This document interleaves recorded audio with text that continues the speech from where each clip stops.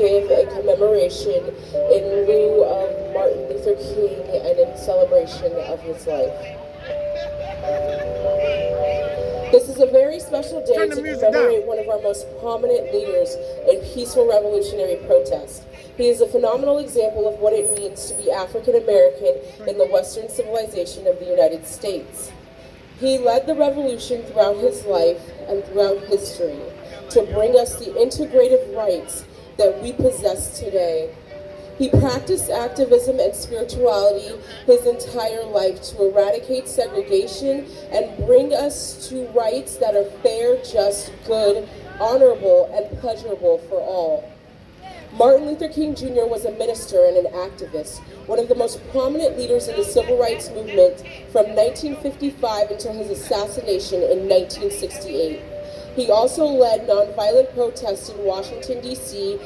in lieu of the tragic 1963 bombing of an African American church that took the lives of 3 young African American girls in Birmingham, Alabama.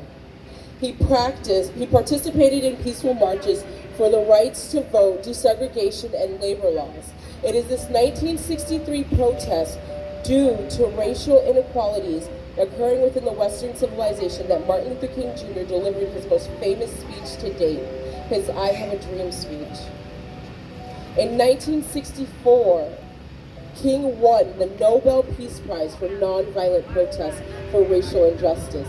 He addressed imperative problems here in the Western United States, such as war, poverty, and capitalism. He was a wonderful leader that inspired the lives of many others to march forward for those oppressed communities. He paved the way for leaders and activists to start other peaceful revolutions of their own. He and his wife, Coretta Scott King, were freedom fighters, fighting against the injustice of the Jim Crow laws, which still kept African Americans mentally, spiritually, and physically oppressed and imprisoned. King was an incredible spiritual leader that stuck to the principles from his ministry and the ministry of Mahatma Gandhi. He lived on base principles that the law should be fair and to love thy neighbor as thyself. These implementations inspired the peaceful, nonviolent protest derived from the ancient Eastern practices of Gandhi. King did not believe that violence was the key. He sought a more strategic, organized, logical approach to a peaceful revolutionary movement, which sparked the attention of the entire world. He fought the peaceful revolution alongside his lovely wife, Coretta Scott King. She was his backbone and the strongest player on his entire team. She stood by his side in love and support throughout the entire duration of the revolutionary movement until King's assassination in 1968. The government released files regarding King's assassination. Coretta Scott King was paid a settlement for the loss of her husband, though no amount of money could bring back her beloved husband. That fateful day ended the life of one of the greatest peaceful revolutionaries to ever grace the stage with his presence. I recall when I was a little girl coming from immigrant parents from Jamaica that didn't quite speak the language, nor did they possess the educational status that was required to evade the impoverished community. Though I can recall searching high and low for an imagery on television that gave young African boys and girls a positive image of themselves, there were not many in sight.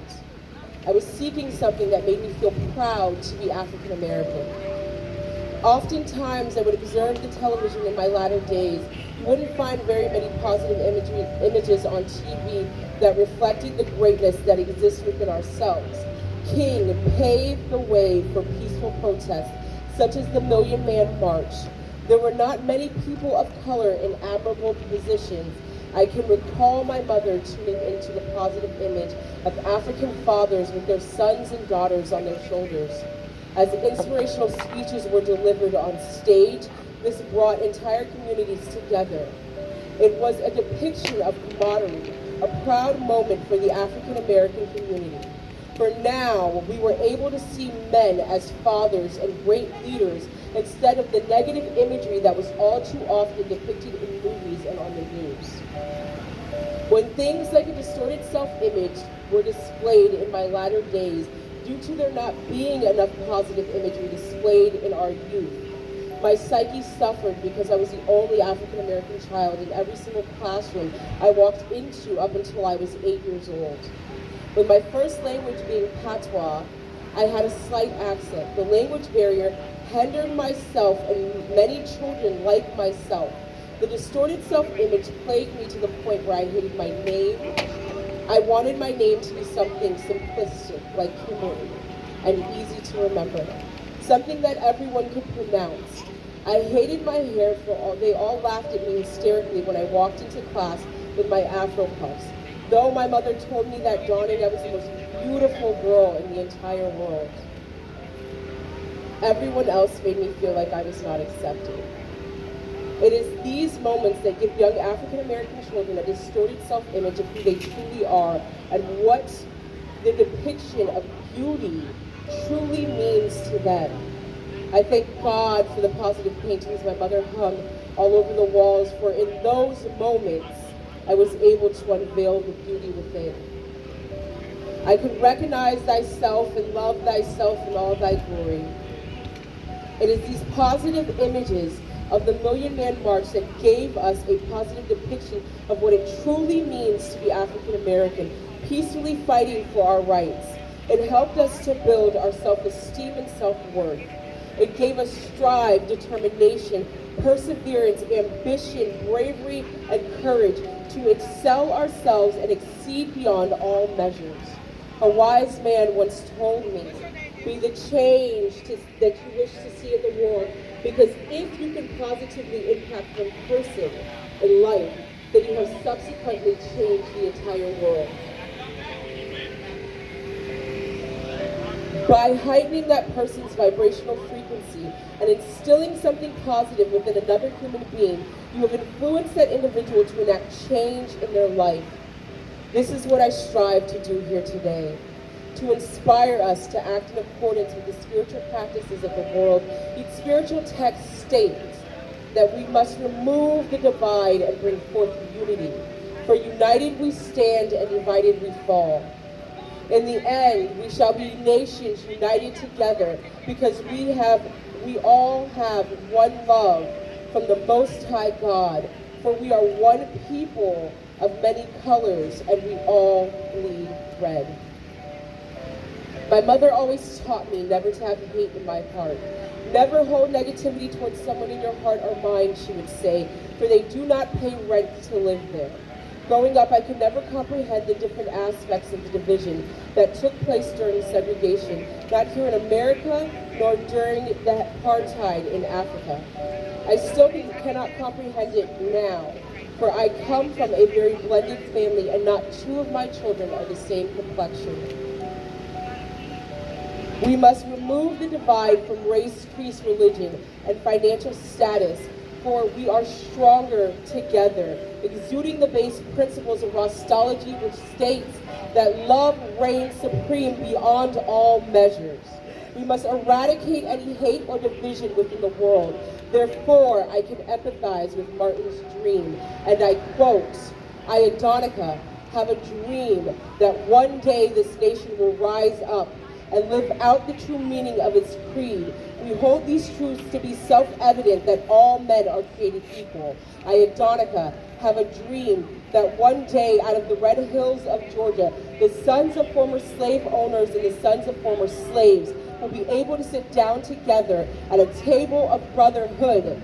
I, Adonica, have a dream that one day even the state of Mississippi, a state sweltering with heat of oppression, will be transformed into an oasis of freedom and justice. I, Adonica, have a dream that my 6 little children will one day live in a nation where they will not be judged for the color of their skin, but by the content of their character. I have a dream today. I, Adonica, have a dream that one day down in Alabama with its vicious racists, with its governor having its lips dripping with the words of interposition and nullification, that one day right down in Alabama, little black boys and little black girls will be able to join hands with little white boys and little white girls as brothers and sisters. I have a dream today. I, Adonica, have a dream that one day every valley will be engulfed, every hill shall be exalted, and every mountain shall be made low. The rough places will be made plain, and the crooked places will be straight, and the glory of the Lord shall be revealed, and all flesh shall see it together. Other historically inspirational quotes that Martin Luther King Jr. recited were, "Darkness cannot drive out darkness, only light can do that. We shall overcome because the arc of the moral universe is long, but it bends towards justice. I was a drum major for justice, peace, and righteousness. Out of the mountain of despair will come a stone of hope."